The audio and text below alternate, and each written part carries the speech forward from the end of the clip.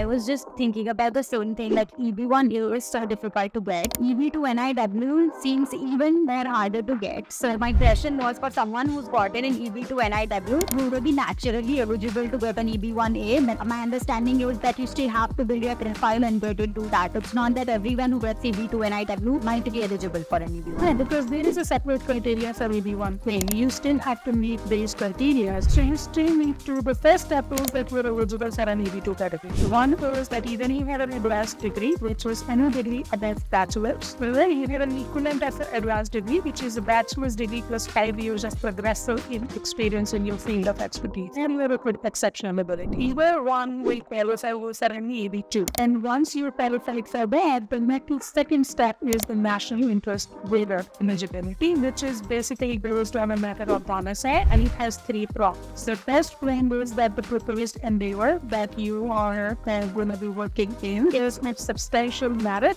and national importance. The second is that you are well positioned to advance that proposed endeavor, and the third is that it is of significant national importance. So how do you prevent this? So the most important is the definition of proposed endeavor. It has to be very narrowly categorized and explained what is that specific endeavor that you are in and your expertise in. So for example, engineering is an occupation. You cannot just say that I will do engineering. You will have to narrow it down to specific field of engineering. In that, also specific projects that interfere with organization or initiatives that you are working in to explain that what field you are working in. So it has to be very niche, very narrowly categorized and explained. But if you are already in a field which is cutting edge and when meeting every requirements, you are still taking quite a few boxes of EB1A, but there are certain requirements and criteria of EB1A that you still need to prove. In the end, EB1A, the other point of EB1A is that there is a 2-step determination. The first is that those criteria you have to meet, right? And then there is a second step determination, which is final determination, which is mostly discretionary. Like the overall officer thinks that you qualified despite meeting the 3 requirements. So you can still build an EB1A. It's a good stepping stone. At least it gives you an advance and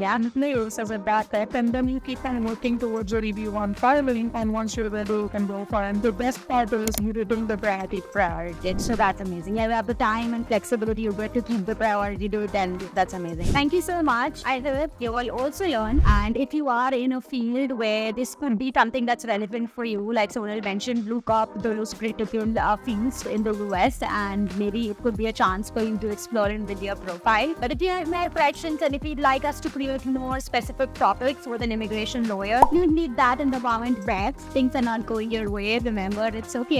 This is Priya signing off. Have a wonderful day.